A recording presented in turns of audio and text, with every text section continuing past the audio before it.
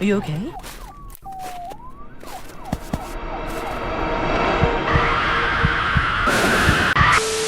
What Officer Derek Matthews witnessed on that frozen highway on December 18th, 2025 would shatter everything he thought he knew about death, guilt, and the price of past sins. A woman who died 7 years ago because of his negligence sat waiting in that mangled red sedan, and what she wanted wasn't forgiveness. It was revenge. The encounter left him with wounds that no hospital could treat and a terror that would follow him to his grave. By the time backup arrived, what they found defied every natural law. What this officer faced that night wasn't just a ghost, it was a reckoning, a debt collection. And the evidence, the body cam footage that was leaked 6 weeks later, that's what makes this case so terrifying. You need to hear every single word of what happened on mile marker 14. But right now, before we dive into this nightmare, we need your help. Hit that like button, subscribe if you haven't already, because what you're about to witness isn't just another paranormal story. This is documented, this is real, this is what happens when the dead refuse to let go of their rage. Tell us in the comments, where are you watching from right now? Are you alone? Because after this story, you might want to turn on every light in your house. Now let's go back to that December night, back to the moment Officer Derek Matthews learned that some debts follow you beyond the grave. Officer Derek Matthews was what you'd call a problem cop. 12 years with the Riverside County Sheriff's Department, 3 complaints filed, 2 internal investigations, 1 covered-up incident that should have ended his career but didn't because his uncle was the county commissioner. He was the kind of officer who cut corners, who let power go to his head, who saw the badge as a license rather than a responsibility. His partners knew it. His supervisors knew it. But Derek Matthews had protection, had connections, had that particular kind of arrogance that comes from never facing real consequences. Until December 14th, 2018. That was the night everything should have changed. The night that should have ended his career and put him in prison, but it didn't. Because people like Derek Matthews knew how to work the system, knew who to call, knew which lies to tell. Her name was Sarah Mitchell, 26 years old, elementary school teacher, engaged, planning a wedding for the following spring. She'd been driving home from her fiancé's house around 11 p.m. The roads were icy early winter storm that had caught everyone off guard. Matthews had been drinking. Not on duty, he was off the clock. But he'd been at a bar with other officers, and when he left around 10:45 p.m., he was well over the legal limit. He knew it, didn't care. He was a cop who was going to pull him over, coughed, cuff. He took the back roads. Route 14, the same stretch of highway he patrolled during his shifts. He knew every curve, every blind spot, every place where accidents happened. He was doing 70 in a 45 zone. Sarah Mitchell's car appeared around the curve near mile marker 14. She was driving carefully, slowly, headlights cutting through the falling snow. She had every right to be on that road, every right to expect other drivers to follow the law. Matthews didn't even try to brake. His truck, his personal vehicle, a massive Ford F-250 slammed into her driver's side at full speed. The impact was devastating. Sarah's small sedan crumbled like paper. It spun out, flipped twice, and crashed into the tree line where it wrapped around an ancient oak tree. Matthews stopped, got out, looked at the wreckage, and made a choice. He could call it in, admit what happened, face DUI charges, vehicular manslaughter, prison time, the end of his career and his freedom. The end of his career and his freedom. The end of his career and his band. Or he could lie. He chose to lie. Matthews drove away from the scene, went home, parked his damaged truck in his garage, waited until morning. Then he reported his truck stolen, filed a police report, claimed someone had taken it from a bar parking lot. When Sarah Mitchell's body was discovered the next morning by a passing driver, the investigation treated it as a single vehicle accident.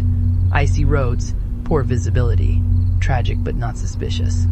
Except there was damage to Sarah's car that didn't match the tree impact. Pain transfer, impact patterns, evidence of another vehicle. But Matthews was part of the investigation team. He volunteered to help, made sure witness statements got lost, made sure witness statements got overlooked, made sure the accident report concluded what he needed it to conclude. Single vehicle accident, driver error, case closed. Sarah Mitchell's family knew something was wrong. They hired a private investigator, pushed for answers. But they were fighting against a system that protected its own. 6 months later, the case was officially closed. Sarah's fiancé tried to move on. Her parents never did. And Derek Matthews kept his job, kept his badge, kept getting away with murder. For 7 years, he'd been living with what he'd done, but it wasn't guilt that haunted him. It was fear that one day someone would find out. Fear that the truth would surface. Fear that he'd finally face consequences. What he should have feared was something else entirely. He should have feared that Sarah Mitchell wouldn't stay buried. December 18th, 2025.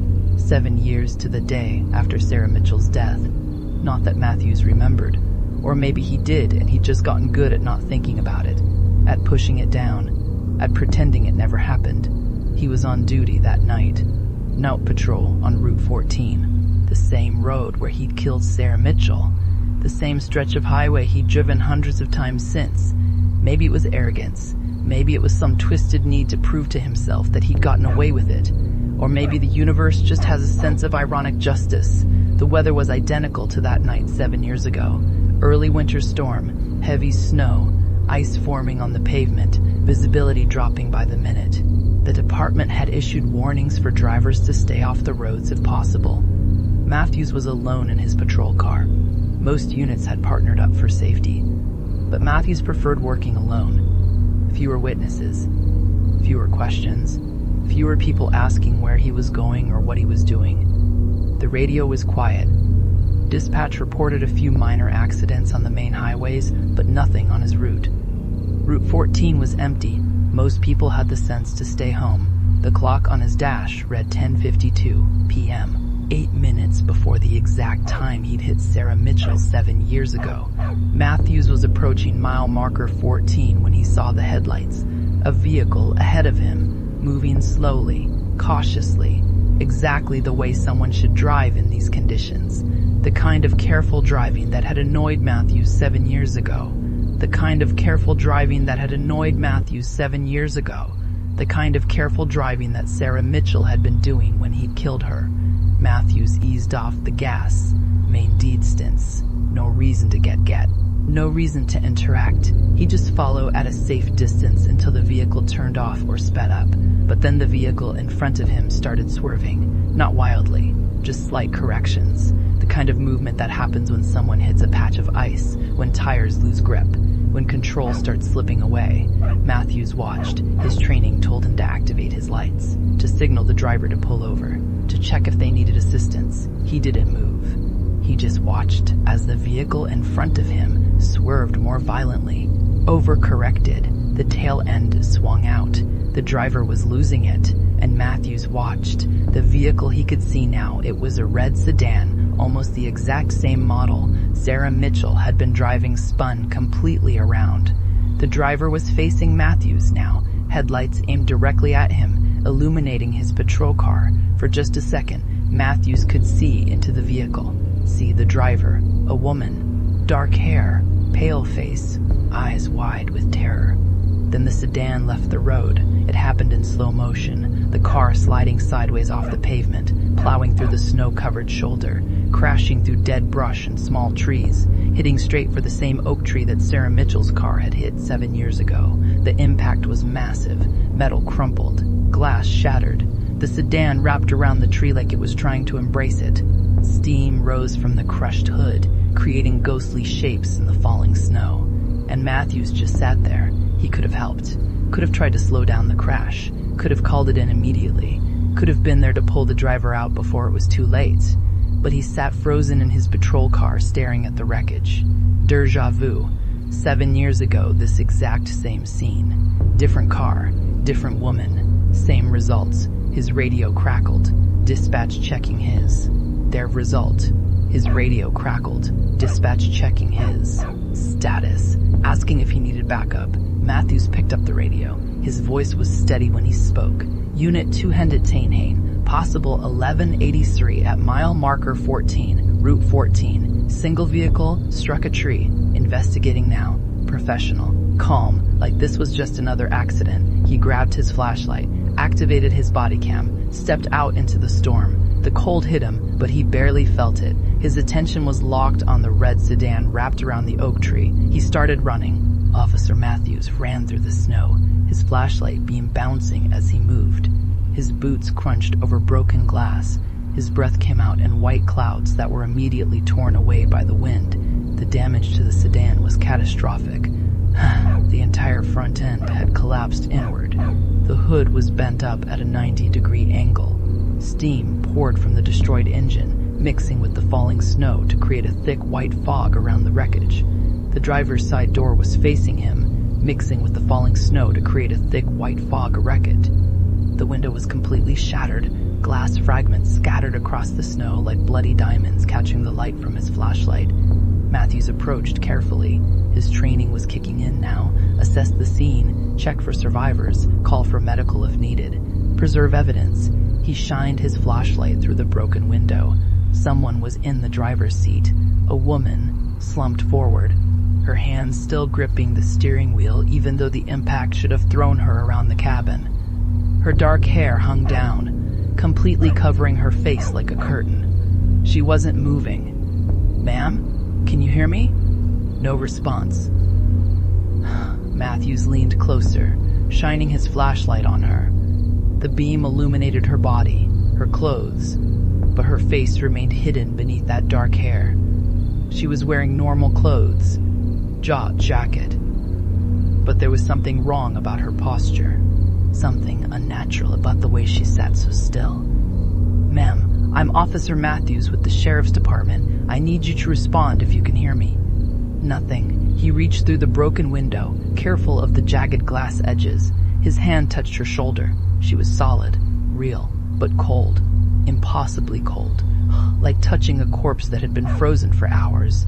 "Ma'am." His fingers found her neck, searching for a pulse. Her skin was like ice, like touching a corpse that had been frozen for hours. "Ma'am." His fingers found her neck, searching for a pulse. He couldn't tell if there was a heartbeat or not. His own heart was pounding too hard, making it impossible to feel anything else. He needed to see her face, needed to assess her injuries, needed to know if she was alive or dead. Matthews reached up with his other hand, gently touching her hair. He needed to move it aside, needed to see what he was dealing with. The hair was wet, soaked through, from the snow or from blood. He couldn't tell. His fingers touched something else, something sticky, something warm. Blood. Fresh blood. Matthews pulled his hand back instinctively. His flashlight beam caught the red stain in his glove. This woman was badly injured, maybe dying, maybe already dead. He needed to move that hair, needed to see her face. "Ma'am, I'm going to check your condition. Stay still if you can hear me." He reached out again, his hand trembling now. His fingers grasped a handful of her dark hair. Gently, slowly, he pushed it aside. Pale skin, impossibly pale, like marble, like death. Her face was angled away from him, turned toward the passenger side. He could see her profile, the curve of her jaw, the slope of her nose, the shape of her ear. Something familiar, something wrong. "Ma'am, can you hear me?" That's when she moved. Not a gradual awakening, not a slow return to consciousness. She moved instantly, all at once. Her head snapped toward him with mechanical precision, turning impossibly fast to face him directly. And Derek Matthews found himself staring into the face of Sarah Mitchell, the woman he'd killed 7 years ago. The woman he'd buried, the woman who should be nothing but bones in the ground. Matthews jerked back so violently he almost fell. His flashlight slipped from his grip, hitting the snow and rolling away, its beam spinning wild circles through the dark. It was her, Sarah Mitchell, exactly as she'd looked that night. Same dark hair, same delicate features, same brown eyes. But wrong. Her skin was too pale, gray-white like old paper. Her eyes were open but unfocused, staring at him without blinking, without moving, without any sign of life behind them. And her mouth was moving, opening and closing slightly, like she was trying to speak but had forgotten how. "No," Matthews whispered. "No, this isn't." The thing wearing Sarah Mitchell's face tilted its head, like a puppet being controlled by someone who'd never actually seen a human move before. Then it smiled. Not a natural smile. Too wide, too many teeth showing.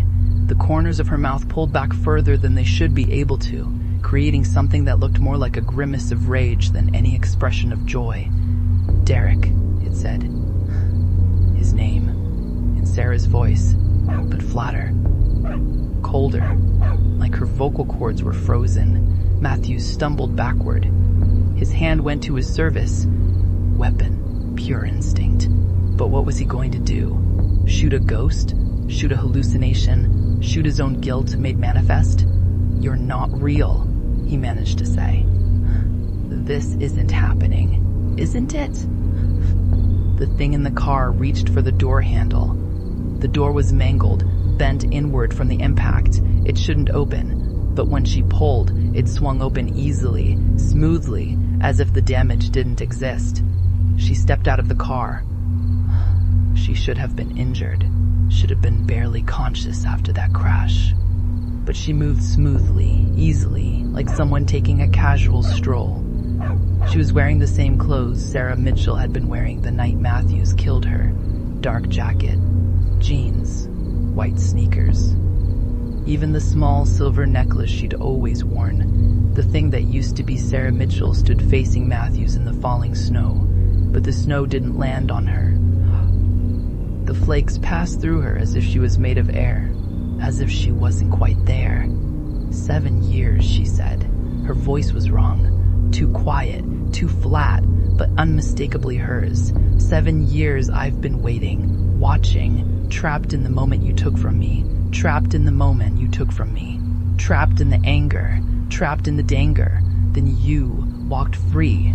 Matthews tried to speak. His throat had closed. His voice was gone. "You killed me, Derek. You drunk, you hit me. You drove drunk, you hit me. You lied, you covered it. You ended my life. And then you ran. You lied. You covered it up. You let my family suffer without answers. You let my fiancé grieve without closure. You stole everything from me." The apparition moved closer. Matthews tried to back away, but his legs wouldn't work. He was frozen, trapped. "I know," he finally managed to choke out. "I know what I did. I'm sorry." Sarah's ghost laughed. Not breaking, like metal scraping. "You're sorry. Do you think sorry means anything to the dead?" "Derek," her form flickered. "You think sorry. Do you think sorry means anything to the dead?" Solid, transparent, solid again. Reality couldn't decide what she was. "What do you want?" Matthews whispered. Sarah Mitchell's ghost smiled again, that terrible too wide smile. "What do I want? I want you to feel what I felt. I want you to know the terror, the pain, the desperate final moments. I want you to understand what you took from me. I want you to suffer." Her eyes, those dead, unblinking eyes, locked onto his. "I want revenge." Matthews found his voice, found his training, found that deep well of denial that had served him for 7 years. "You're not real. I'm hallucinating. Stress. Trauma. This isn't happening." Sarah's ghost moved closer. This time Matthews did back away. His heel caught on something, a piece of debris, a branch hidden in the snow, and he fell backward, landing hard on his back. The cold snow beneath him felt real. The pain in his tailbone felt real. The terror flooding through him felt real. The terror stood over him now, looking down. That awful smile still on her face. "Not real? Let me show you what's real, Derek." She reached down.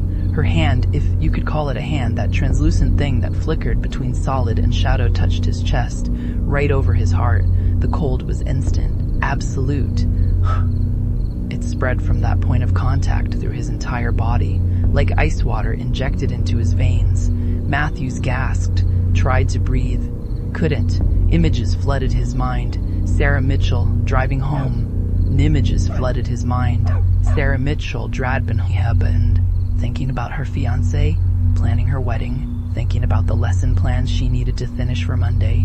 Normal thoughts, happy thoughts, a life full of future. Then headlights, too fast, too close, no time to react. The impact, the world spinning, glass shattering, metal screaming, pain everywhere, the car hitting the tree, her body thrown against the steering wheel, ribs cracking, internal bleeding, starting, the windshield cracking, but not breaking, and then the silence, the steering, wheels, ribs cracking, internal bleeding, that sign in, the terrible silence as she realized she was hurt, badly hurt, maybe dying, looking up, seeing the damaged truck driving the way, not stopping, not helping, just leaving, the cold, the pain, the fear, knowing she was going to die alone on this dark road while the person who hit her escaped, trying to reach her phone. It was on the floor, too far, too much pain to move, bleeding, internally, nothing she could do, the temperature dropping, the snow falling, her breath coming in shorter gasps, knowing she was going to die, knowing the person who did this to her was getting away with it, knowing her family would never know the truth, dying alone, in pain, in the dark, in the cold. Matthew screamed. The images ended. Sarah's hand pulled away. Matthews gasped for air, his body shaking uncontrollably. "That's what you did to me," Sarah said. Her voice was quiet now, almost sad. "That's what I felt. That's how I died. Alone, afraid, knowing you were getting away with murder." Matthews was crying. Actually crying, tears streaming down his face, freezing on his cheeks. "I'm sorry," he sobbed. "God, I'm so sorry. I was drunk. I was stupid. I was scared. I didn't mean to hit me. Didn't mean to leave me to die. Or didn't mean to cover it up. Or didn't mean to lie about it for 7 years." Matthews had no answer. Sarah crouched down, bringing her face close to his. Matthews had no answer. Sarah crouched down, bringing her face close to his. "Here's what's going to happen, Derek. You're going to confess. You're going to tell the truth about what you did. You're going to face the consequences you should have faced 7 years ago. You're going to let my family finally have answers, justice, closure." "I will," Matthews said quickly. "Too quickly. I promise. I'll tell them everything. I'll turn myself in. I'll turn myself in. I'll liar." The word hit like a physical blow. "You're a liar, Derek. You've always been a liar. Derek, you've always been a liar. You lied 7 years ago. You're lying now. You have no intention of confessing. The moment I'm gone, you'll convince yourself this was a hallucination, a dream, a psychotic break. You'll tell yourself none of this was real. You'll keep your secret, keep your badge, keep your life." She was right. Matthews knew she was right. Even now, part of his brain was already working on explanations. Carbon monoxide poisoning from the wreck, stress-induced psychosis. Something that would let him dismiss this. Forget it. Continue on. Sarah stood up, looked down at him with those dead eyes. "That's why I'm not giving you a choice." Matthew scrambled backward through the snow. "What are you going to do?" Sarah Mitchell's ghost raised her hand, pointed one translucent finger toward his patrol car. "I'm going to make sure you can't forget, can't deny, can't run." The patrol car's lights began flickering. On, off, on, off, on. The emergency lights joined in, red and blues strobing wildly. The siren started, but wrong. Too low, too distorted, like a voice screaming underwater. The body camera on Matthew's chest began sparking, small bursts of electricity that made him yelp and slap at it. But it wouldn't turn off. It kept recording everything. "Your body cam caught all of this," Sarah said. "Every word, every image, every moment, and it's uploading, right now, to the department server, with a backup to the cloud, and copies being sent to the media, to news outlets, to social media." Matthews looked down at the camera in horror. The small red recording light was blinking rapidly. The device was hot against his chest. Too hot. No, stop it. You can't. I am. By morning, everyone will see this footage. Everyone will know what you did. The truth will come out. You'll face justice. Finally, they won't believe it, Matthews shouted. They'll think it's fake. Edited.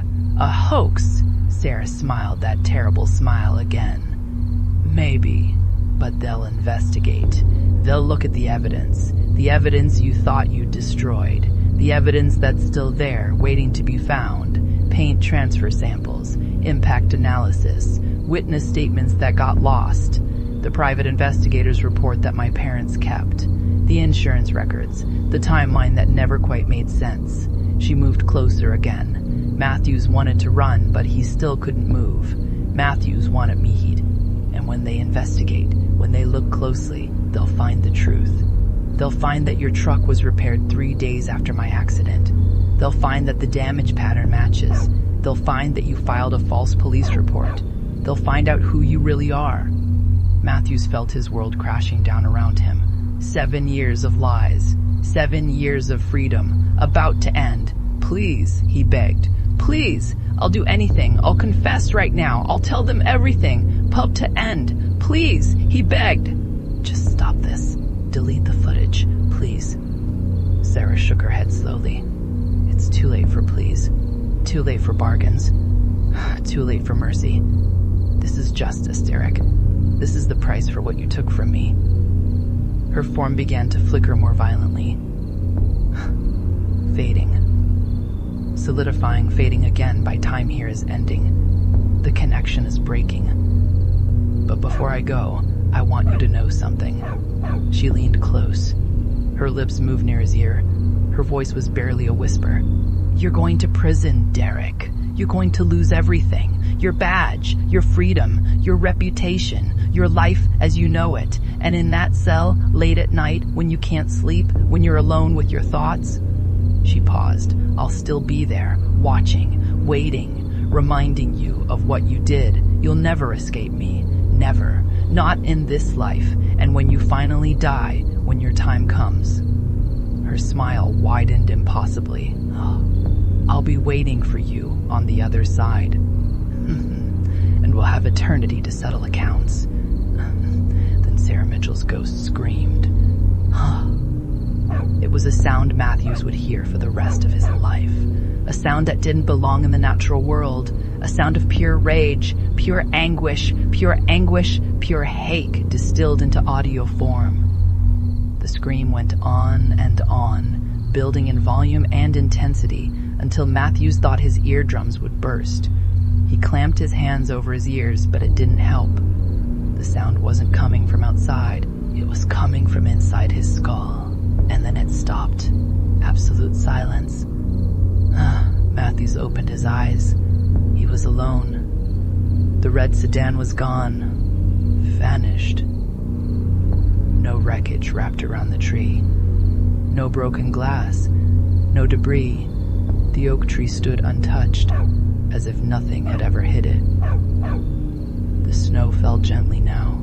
The wind had died down. Everything was peaceful, quiet, like nothing had happened. Bahaz, looking out at camera. Normal. No more flickering. No more sparking. He scrambled to his feet, spun around, looking for any sign of Sarah, any sign of the crash, any sign that the last 15 minutes had been real. Nothing. His flashlight lay in the snow where he'd dropped it, beam still shining steadily. His patrol car sat on the road, emergency lights off, everything normal. It was like he'd imagined the whole thing, but his chest felt like it had been frozen from the inside. His hands were shaking. His face was wet with tears that were now ice on his skin, and his body camera. Matthews reached up, touched it. It was still warm, still recording. No, he whispered. No, he whispered. No. He ran back to his patrol car, threw open the door, grabbed the radio. Unit 217 to dispatch. Disregard previous. No accident. No injuries. False alarm. Returning to patrol. His voice sounded steady, professional, like nothing had happened. Copy that. 217. Everything okay. Affin. Copy that. 217. Just a disabled vehicle. Driver already assisted. All clear. He put down the radio, sat in his car, stared out at the empty road. It wasn't real. It couldn't be real. Stress. That's all. Stress and guilt and too many night shifts and his mind playing tricks. The body camera footage, he'd check it. It would show nothing. Just him approaching an empty stretch of road. Just him talking to himself. Just proof that he'd had some kind of episode. He could handle that. Take some time off. Just him approaching an empty stretch of road. Just him talking to himself. See a department psychologist. Get cleared for duty. Move on. It would be fine. Everything would be fine. Matthew started his patrol car and pulled back onto Route 14. The snow was stopping now. The clouds were breaking up. Stars appeared in patches of dark sky. Everything was going back to normal. His body camera recorded everything. Officer Derek Matthews returned to the station at 6 a.m. when his shift ended. He submitted his daily report. No unusual incidents. Routine patrol. Everything normal.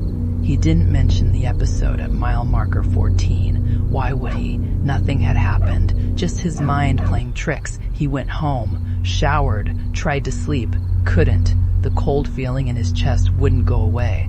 Every time he closed his eyes, he saw Sarah Mitchell's face. That terrible smile. It wasn't real, he told himself over and over. Just stress. By noon, he'd almost convinced himself. Then his phone rang. The sheriff, telling him to the station immediately. Not a request, an order. Matthew's stomach dropped, but he kept his voice calm. Asked what it was about. The sheriff wouldn't say, just come in. Now, Matthews got dressed, drove to the station. His hands were steady on the wheel. His mind was racing through possibilities, but none of them made sense. How could they know? There was nothing to know. Nothing had happened. He walked into the station expecting maybe a new assignment, maybe a complaint about his patrol the night before, maybe nothing at all.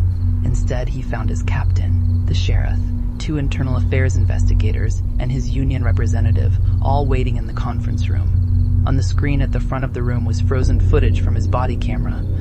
Footage of him standing in front of a red sedan wrapped around a tree. Footage that shouldn't exist. Have a seat, Matthews, the captain said. His voice was ice. Matthews sat. His brain was screaming. His hands were gripping the armrests of his chair so hard, his knuckles were white.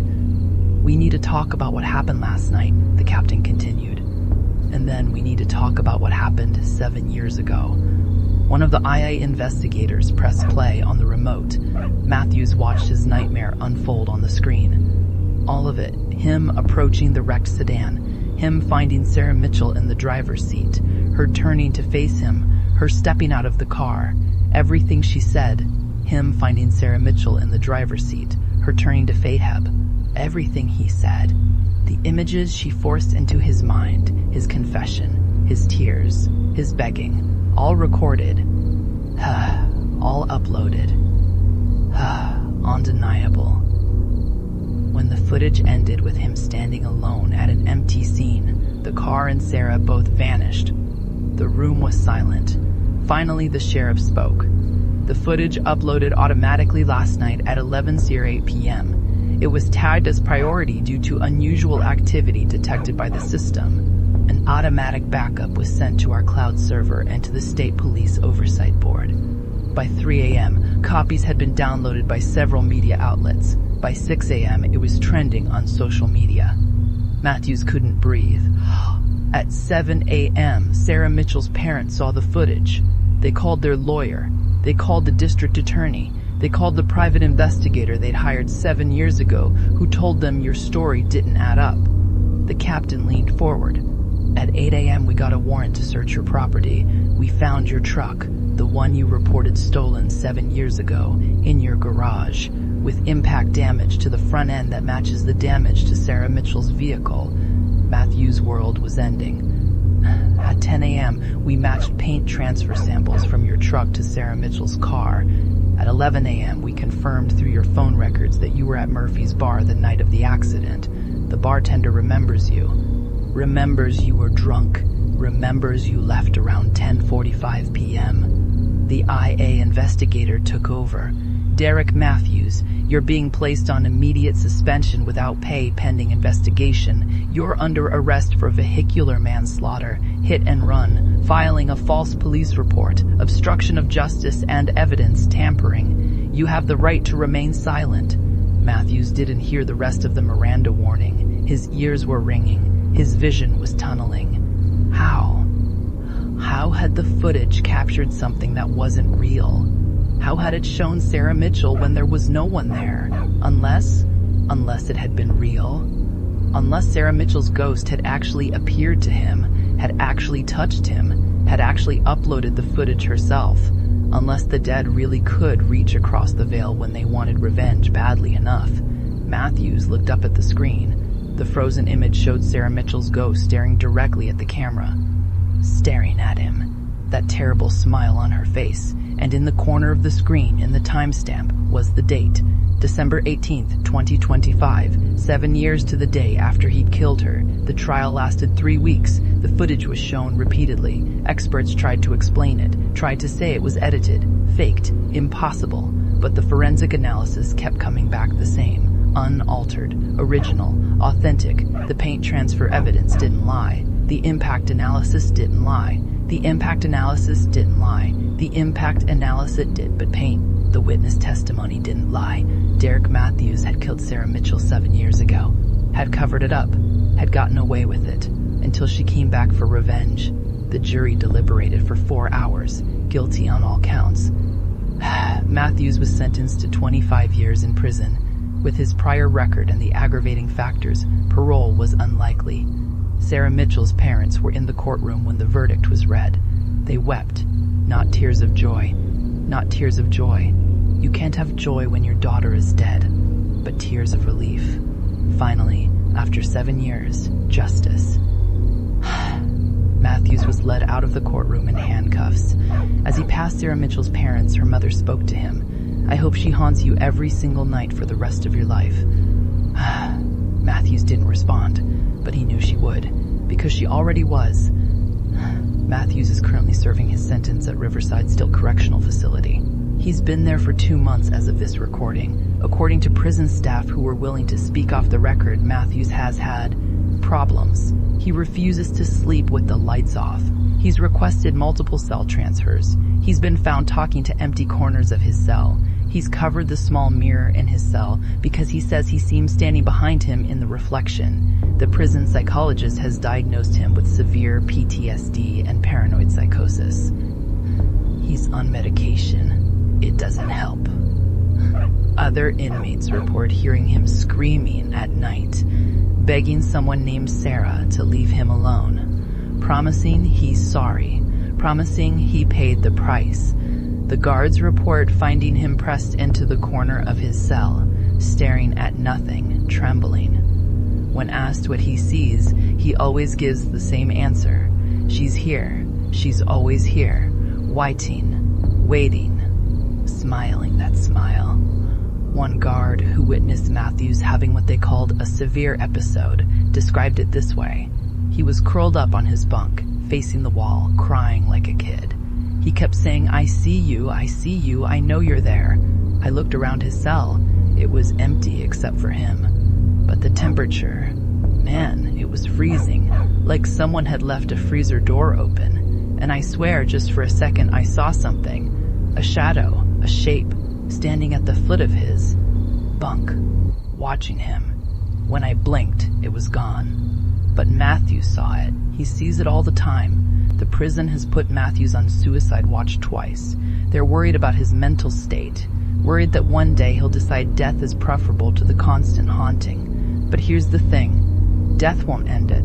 Sarah Mitchell made that clear. She's waiting for him on the other side. And when his time comes, whether that's next year or in 25 years, she'll be there. Because some debts follow you beyond the grave. Some sins can't be forgiven. Some ghosts never stop haunting. So what's the lesson here? What are we supposed to take away from Officer Derek Matthews and the ghost of Sarah Mitchell? Maybe it's this. Actions have consequences. Not always immediately. Not always obviously. But eventually, somehow, the universe finds a way to balance the scales. Derek Matthews thought he'd gotten away with murder. For 7 years, he walked free while Sarah Mitchell's family suffered without answers. For 7 years, he kept his badge and his freedom while an innocent woman lay in her grave. But he didn't get away with it. Sarah Mitchell made sure of that. Whether you believe in ghosts or not, Whether you think the footage is real or faked, whether you think this whole story is true or just an elaborate hoax, it doesn't really matter. What matters is this: Derek Matthews is imprisoned. Sarah Mitchell's family has justice, and somewhere, somehow, a wrong has been made right. The body camera footage is still available online, by the way. We're not going to link it here. You can find it if you really want to. But be warned, it's disturbing. It's unsettling. It raises questions that don't have easy answers. How did the camera capture something that shouldn't exist? How did Sarah Mitchell's ghost upload footage? How did she know exactly what evidence investigators would find? Some people say it's proof of the paranormal, proof that the dead can intervene in the living world when justice demands it. Others say it's proof of guilt and trauma manifesting as hallucination. That Matthew's mind broke under the weight of his secret and created an elaborate delusion to force him to confess. Others say it's an elaborate hoax designed to expose a dirty cop. Believe what you want. But if you ever find yourself driving a dark highway late at night, if you ever see a car crash in front of you, if you ever find yourself face to face with someone you wronged, remember Derek Matthews. Remember Sarah Mitchell. Rash, remember that some ghosts don't come to forgive. They come for revenge. Hash, and they'll wait as long as it takes. One final update before we close this case file. Last week, Sarah Mitchell's parents visited her grave for what would have been her 34th birthday. They do this every year. Bring flowers. Tell her about their lives, about her nephew who never got to meet her, about how much they miss her. This year was different. When they arrived at the cemetery, they found something they'd never seen before. Fresh flowers on Sarah's grave, white roses, her favorite, and a note, written in handwriting that looked exactly like their daughter's handwriting. The note said, "Thank you for never giving up. Thank you for believing me. I can rest now. I love you." Sarah Mitchell's mother told a local news station that she doesn't know who left the note, doesn't know if it was someone's idea of a cruel prank or a kind gesture, but when she touched the note, she said it was warm. In the middle of winter, in a graveyard, the paper was warm. Like someone had just been holding it. Shh. Make of that what you will. As for Route 14, mile marker 14, the spot where Sarah Mitchell died and where Derek Matthews met his reckoning, the county has installed a memorial marker there. A small plaque that reads, "In memory of Sarah Mitchell, beloved daughter, sister, and friend. Justice delayed is not justice denied." Drivers report strange things at that spot. Cars stalling for no reason, radios picking up whispered voices, temperatures dropping suddenly, feelings of being watched. Some say it's Sarah's ghost, still lingering, still watching, still making sure no one else suffers what she suffered. Others say it's just coincidence, bad wiring, overactive imaginations. But police officers who patrol that road now, they all slow down at mile marker 14. They all watch carefully. They all drive respectfully because they know that road is haunted. They know Sarah Mitchell is still there. And they know that if they ever abuse their badge, if they ever think they're above the law, if they ever let power go to their head, she'll be waiting for them too. That's the story of Officer Derek Matthews and the ghost who brought him to justice. A story of crime and punishment, of guilt and revenge, of the dead refusing to stay silent. If this case affected you, if it made you think, if it reminded you that actions have consequences, show us some love. Hit that like button. Subscribe for more stories that blur the line between the natural and supernatural. More cases that can't be easily explained. More evidence that suggests the universe has its own way of balancing the scales. Drop a comment. Tell us what you think. Do you believe the footage is real? Do you believe Sarah Mitchell's ghost actually appeared? Or do you think there's another explanation? And if you've ever witnessed something similar, if you've ever seen something that shouldn't exist, if you've ever felt the presence of someone who should be gone, share your story. We're listening. Remember, drive carefully. Treat others well. Face your mistakes before they face you, because you never know who might be watching, who might be waiting, who might be keeping score. Until next time, stay safe out there. And maybe, just maybe, check your rearview mirror once in a while. You never know who might be sitting in the back seat.